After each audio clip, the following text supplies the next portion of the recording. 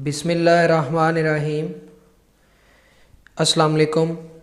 आज के लेक्चर में हम एडियाबैटिक प्रोसेस को डिस्कस करेंगे। तो सबसे पहले हम एडियाबैटिक प्रोसेस को डिफ़ाइन कर लेते हैं।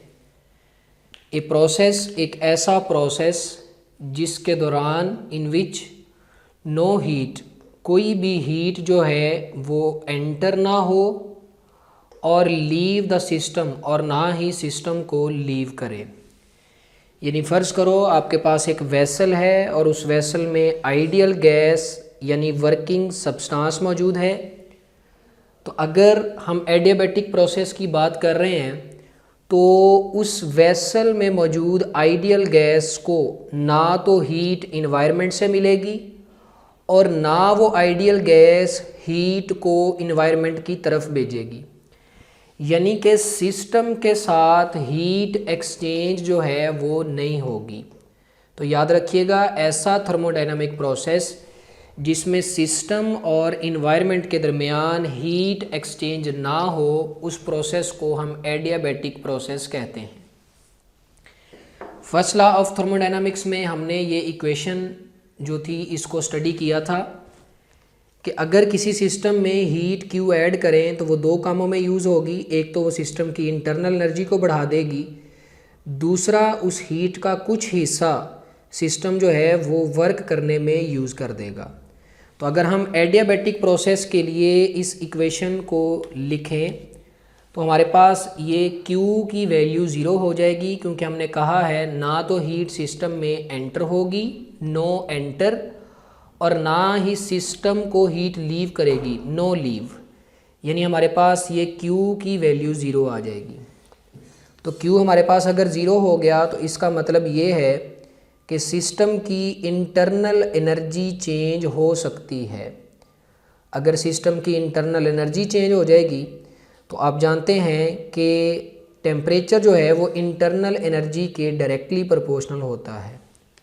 तो अगर सिस्टम की इंटरनल एनर्जी चेंज हो रही है तो हम कह सकते हैं सिस्टम का टेम्परेचर भी चेंज हो जाएगा, यानी टेम्परेचर जो है वो कांस्टेंट नहीं रहेगा।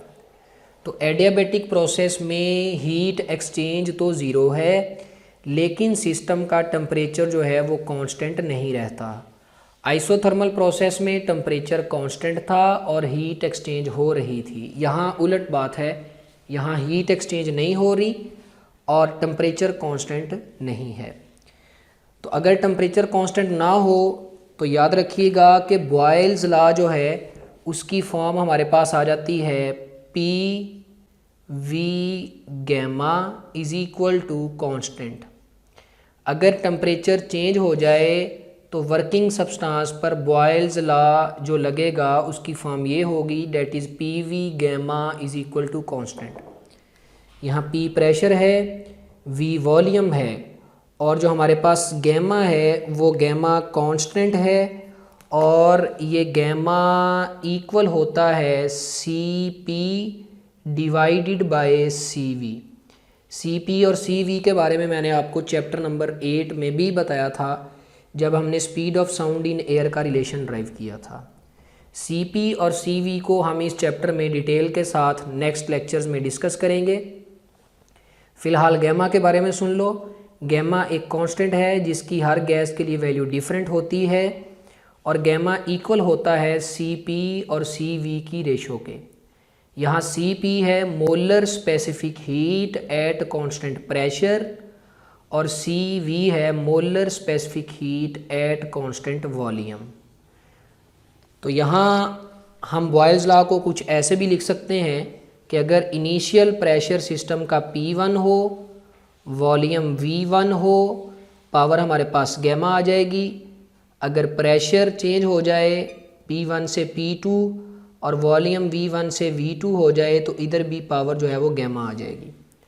तो अगर हम V1 गैमा को उठाकर इधर ले आएँ और P2 को उठाकर इधर ले जाएं तो हमारे पास यही रिलेशन आ जाएगा P1 बाय P2, यानी P2 जो है वो इधर आके डिवाइड हो गया, और जब ये V1 गैमा इधर जाके डिवाइड होगा तो हमारे पास आ जाएगा V2 gamma bye V1 gamma.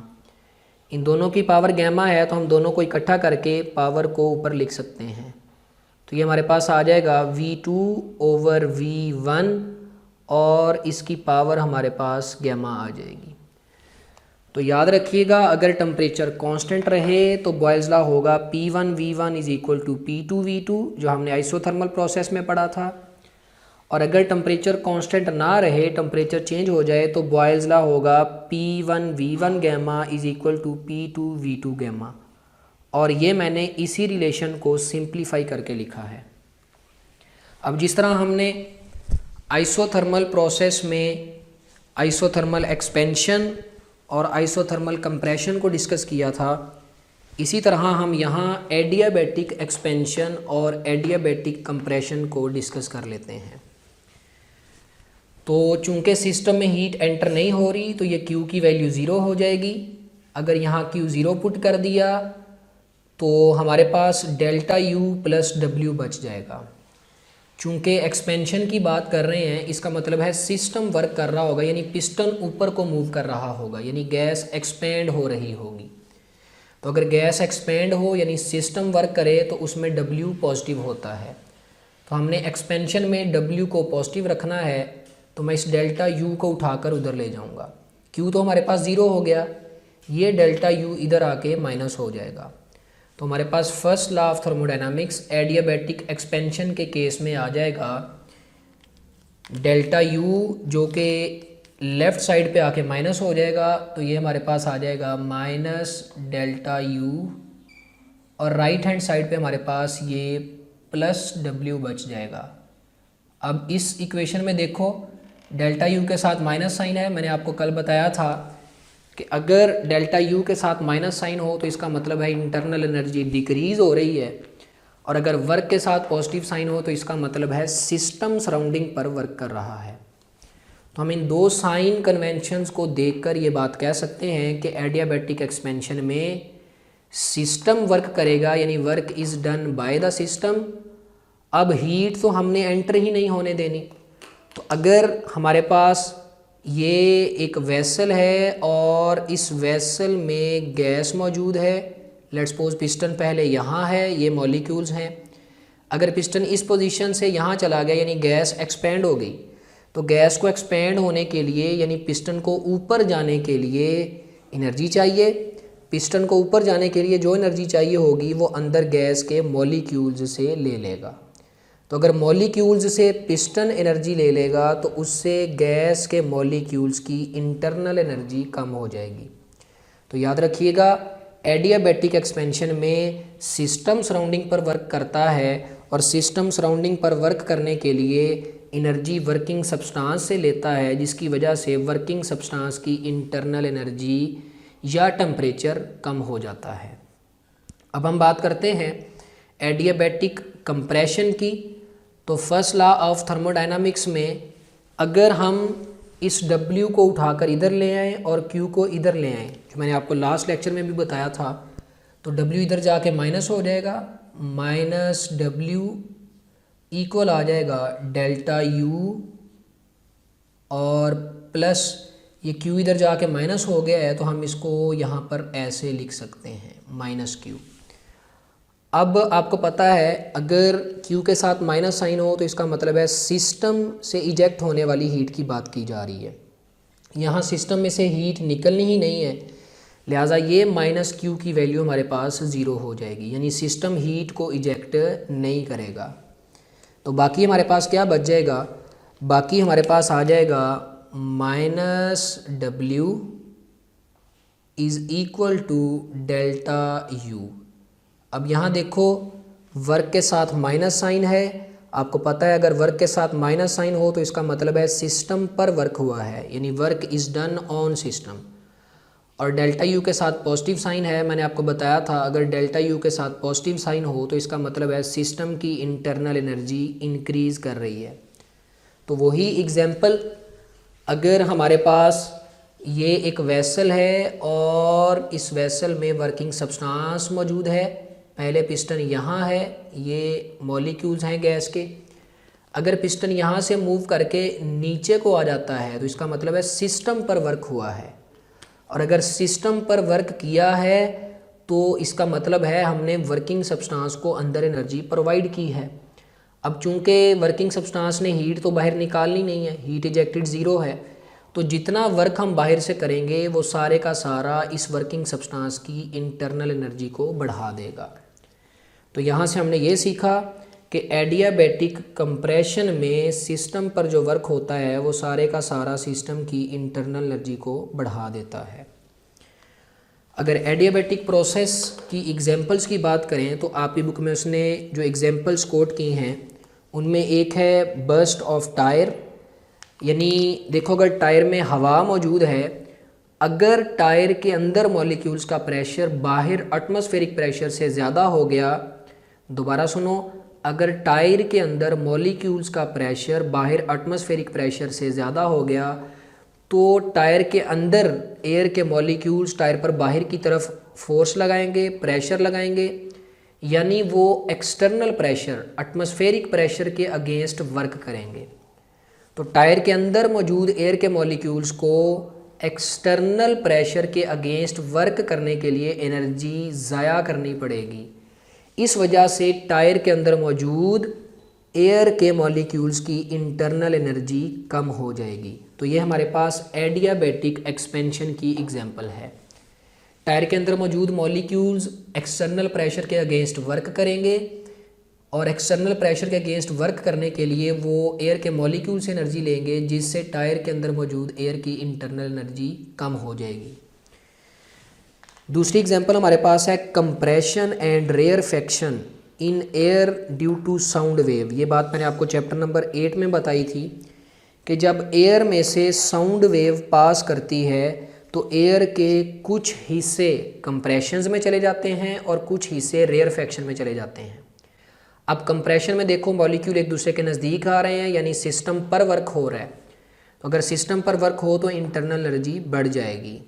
और अगर रेयरफेक्शन की बात करें तो सिस्टम एक्सपेंशन में जा रहा है और एक्सपेंशन के केस में इंटरनल एनर्जी कम हो जाती है। तो एयर में से साउंड वेव का पास करना भी एडियाबैटिक प्रोसेस की एक एग्जांपल है। इसी तरह आपकी बुक में उसने क्लाउड फॉर्मेशन की बात की है। क्लाउड फॉर्मेशन भी एडियाबैटिक प्रोसेस की एक एग्जांपल है। अब सबसे लास्ट पे हम एक इम्पॉर्टेंट पॉइंट को डिस्कस करने जा रहे हैं, जिसमें हम आइसोथर्मल प्रोसेस की कर्व और एडियाबैटिक प्रोसेस की कर्व, उन दोनों को आपस में कंपेयर करेंगे। आइसोथर्मल प्रोसेस की जो कर्व थी मैंने आपको बताया था उसे आइसोथर्म कहते हैं। इसी तरह एडियाबैटिक प्रोसेस की जो कर्व होती है उसे हम एडियाबैट कहते हैं। तो ये वाला टॉपिक का जो पार्ट है इसको ज़्यादा अच्छे तरीके से समझिएगा। हम आइसोथर्म और एडियाबैट को कंपेयर करने लगे हैं। तो आइसोथर्मल प्रोसेस में बॉयल्स लॉ कुछ यूँ था, pressure is inversely proportional to volume, और एडियाबैटिक प्रोसेस में प्रेशर वॉल्यूम के इनवर्सली प्रोपोर्शनल ही है, लेकिन वॉल्यूम के ऊपर ये गैमा है। गैमा मैंने आपको बताया CP और CV की रेशो है। चैप्टर नंबर 8 में speed of sound in air वाले टॉपिक में बुक की साइड पर एक टेबल है जिसमें गैमा की वैल्यूज़ लिखी हुई हैं मोनोटॉमिक गैस, डायटॉमिक गैस के लिए। तो वहाँ आप देखिएगा कि गैमा की वैल्यू जो है वो हमेशा ग्रेटर देन 1 होती है।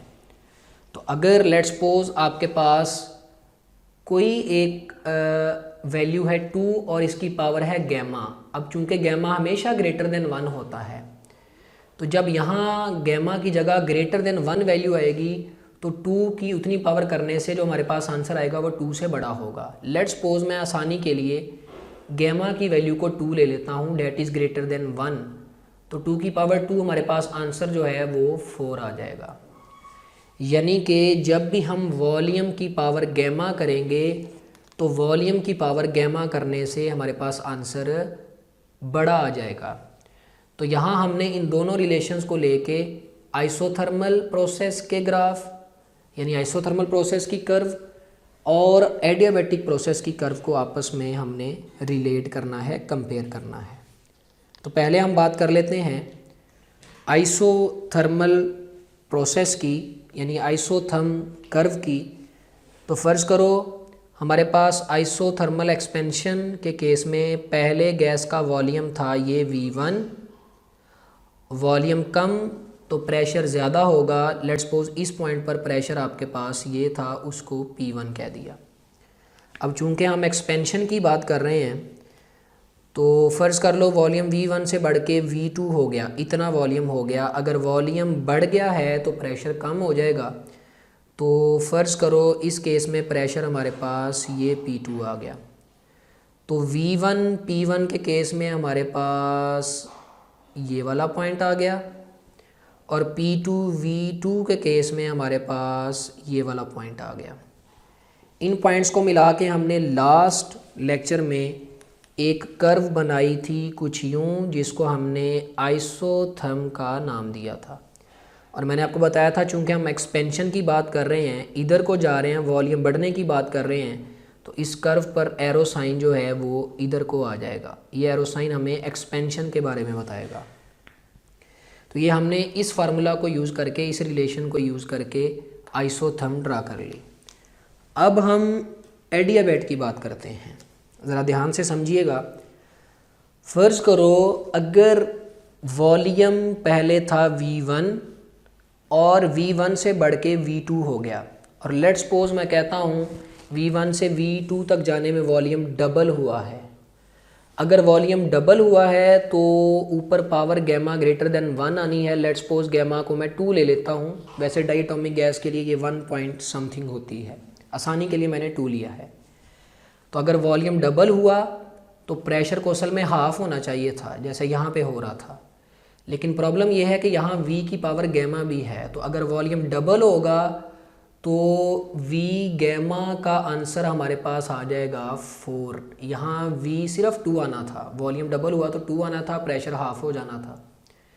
यहाँ वॉल्यूम डबल हुआ है लेकिन गैमा ग्रेटर देन 1 है, तो V गैमा की जगह हमारे पास ये आ जाएगा कि वॉल्यूम 4 टाइम्स बढ़ गया है। तो जब वॉल्यूम 4 टाइम्स इधर से जो है वो, यानी V गैमा की वैल्यू 4 टाइम्स आ जाएगी। असल में वॉल्यूम डबल ही हुआ है, वॉल्यूम डबल ही हुआ है, लेकिन V गैमा 4 आ गया है। तो अगर इधर से डिनोमिनेटर 4 टाइम्स बढ़ गया है तो हमारे पास ये प्रेशर जो है ये 4 टाइम्स कम हो जाएगा। यहाँ वॉल्यूम डबल होने से प्रेशर हाफ हो रहा था, यहाँ वॉल्यूम डबल होने से हमारे पास प्रेशर जो है वो 4 टाइम्स कम हो जाएगा। रीज़न ये है कि वॉल्यूम की पावर ग्रेटर देन 1 है। अब ज़रा ग्राफ से समझो।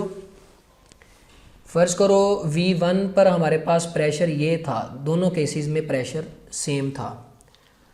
अब जब आइसोथर्मल एक्सपेंशन हुई तो ग्राफ ये आया। लेकिन अगर हम एडियाबैटिक एक्सपेंशन की बात करें तो वॉल्यूम डबल होने से यहाँ वॉल्यूम डबल हुआ, पावर ग्रेटर देन 1 थी, तो हमारे पास ये प्रेशर पहले की निस्बत और कम हो जाएगा। यानी V गैमा डिनोमिनेटर 4 टाइम्स बढ़ जाएगा और इधर से ये प्रेशर 4 टाइम्स कम हो जाएगा। तो अगर V1 से V2 तक जाने में आइसोथर्म में प्रेशर इतना हुआ था, यहाँ तक आया था, तो एडियाबैट में प्रेशर और कम हो जाएगा। यानी इतना V1 से V2 वॉल्यूम जाने में प्रेशर हो सकता है यहाँ पर आ जाए, प्रेशर इतना हो जाए। तो अब हमारे पास ये जो है ये पॉइंट आ जाएगा। तो अगर इन पॉइंट्स को हम आपस में मिला दें यहाँ से ऐसे, तो हमारे पास ये एक दूसरी कर्व आ जाएगी। अब चूँकि एक्सपेंशन की बात कर रहे हैं, इस पर भी एरो साइन इधर को आ जाएगा। तो यहाँ जो हमारे पास ब्लू वाली लाइन है ये है आइसोथर्म की, और जो हमारे पास ब्लैक वाली लाइन है ये हमारे पास है एडियाबैट। यहाँ से एक बात जहन में रखिएगा कि एडियाबैट हमेशा आइसोथर्म से ज़्यादा स्टीपर होती है, ज़्यादा ढलवान वाली होती है।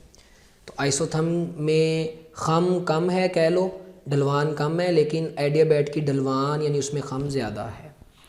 तो ये पॉइंट दोबारा सुन लो। आइसोथर्मल प्रोसेस में वॉल्यूम डबल होगा तो प्रेशर हाफ हो जाएगा, लेकिन एडियाबैट के केस में वॉल्यूम डबल होने से ये पावर गैमा ग्रेटर देन 1 होगी, तो हमारे पास ये डिनोमिनेटर 4 टाइम्स कम हो जाएगा। अगर डिनोमिनेटर 4 टाइम्स कम होगा तो प्रेशर जो है वो जो डिनोमिनेटर है 4 टाइम्स बढ़ेगा तो इधर से प्रेशर 4 टाइम्स कम हो जाएगा। तो इस गैमा की वजह से हमारे पास एडियाबैट की कर्व नीचे को आई है। अब हम बात करते हैं कंप्रेशन के केस में आइसोथर्म की और एडियाबैट की। तो फ़र्ज़ कर लो पहले हमारे पास गैस का वॉल्यूम ये था V1, वॉल्यूम ज़्यादा तो प्रेशर हमारे पास कम आ जाएगा, ये प्रेशर आ गया, तो यहाँ से हमारे पास ये पॉइंट आ गया। ये मैं पहले आइसोथर्म को ड्रा कर रहा हूँ। कंप्रेशन हो रही है, वॉल्यूम कम हो गया, वॉल्यूम कम हो गया तो प्रेशर इधर से बढ़ चुका होगा। तो फ़र्ज़ कर लो हमारे पास प्रेशर इतना हो गया, ये P2 आ गया प्रेशर, तो इसके लिए हमारे पास ये पॉइंट आ जाएगा। तो अगर इन दो पॉइंट्स को हम आपस में मिला दें तो हमारे पास जो कर्व यहाँ से आएगी वो कुछ यूँ आ जाएगी। इसका एरो साइन इधर को होगा क्योंकि हम कंप्रेशन की बात कर रहे हैं, वॉल्यूम कम की तरफ जा रहे हैं। तो ये हमारे पास आइसोथर्म है। वॉल्यूम हाफ हो गया तो इधर से प्रेशर डबल हो गया, वॉल्यूम हाफ हो गया तो प्रेशर डबल हो गया। लेकिन यहाँ सुनो दोबारा, अगर यहाँ वॉल्यूम हाफ हो गया तो वॉल्यूम के हाफ होने से असल में प्रेशर को डबल होना चाहिए था, लेकिन चूंकि पावर ग्रेटर देन 1 है तो वॉल्यूम के हाफ होने से प्रेशर डबल नहीं होगा बल्कि डबल से ज़्यादा बढ़ जाएगा। यानी एडियाबैट के केस में V1 से V2 वॉल्यूम होने के केस में प्रेशर P1 से P2 तक नहीं जाएगा बल्कि थोड़ा और बढ़ जाएगा। तो फ़र्ज़ कर लो प्रेशर इतना हो जाता है, तो एडियाबैट के केस में हमारे पास ये वाला पॉइंट आ जाएगा। तो यहाँ से हमारे पास जो कर्व आएगी वो कुछ यूँ आ जाएगी। तो ये ऊपर वाली कर्व हमारे पास जो है ये एडियाबैट है। तो ये हमारे पास आ गई एडियाबैट और नीचे वाली कर्व हमारे पास आ गई आइसोथर्म। तो ये हमने दोनों कर्व्स को, आइसोथर्म और एडियाबैट को एक दूसरे के साथ कंपेयर कर लिया है। एक पॉइंट आपने जहन में रखना है कि एडियाबैट आइसोथर्म से ज़्यादा स्टीपर होती है, ज़्यादा ढलवान वाली होती है। एक और बात जहन में रखिएगा, आइसोथर्मल प्रोसेस स्लोली होता है लेकिन एडियाबैटिक प्रोसेस जो है वो सडन होता है। सडन क्यों करवाते हैं? देखो, अगर हमारे पास ये एक वेसल है और इसमें वर्किंग सब्सटेंस कह लो आइडियल गैस मौजूद है, अगर पिस्टन यहाँ से यहाँ तक स्लो मूव करके जाएगा तो माइट भी पॉसिबल बाहर से हीट ट्रांसफ़र कर जाए। लेकिन आपको कल बताया था हीट ट्रांसफ़र करने के लिए टाइम लेती है, तो हम इस पिस्टन को इतनी तेज़ी के साथ ऊपर को लेकर जाएंगे, गैस को इतनी तेज़ी के साथ एक्सपेंड करवाएंगे कि बाहर से हीट उतनी ट्रांसफ़र हो ही ना सके। जब हीट ट्रांसफ़र नहीं होगी तो अंदर इंटरनल एनर्जी चेंज हो जाएगी। तो हीट ट्रांसफ़र नहीं हो रही तो ये हमारे पास एडियाबैटिक प्रोसेस है। तो ये हमारे पास टॉपिक था जिसमें हमने एडियाबैटिक प्रोसेस और आइसोथर्मल प्रोसेस को डिस्कस किया।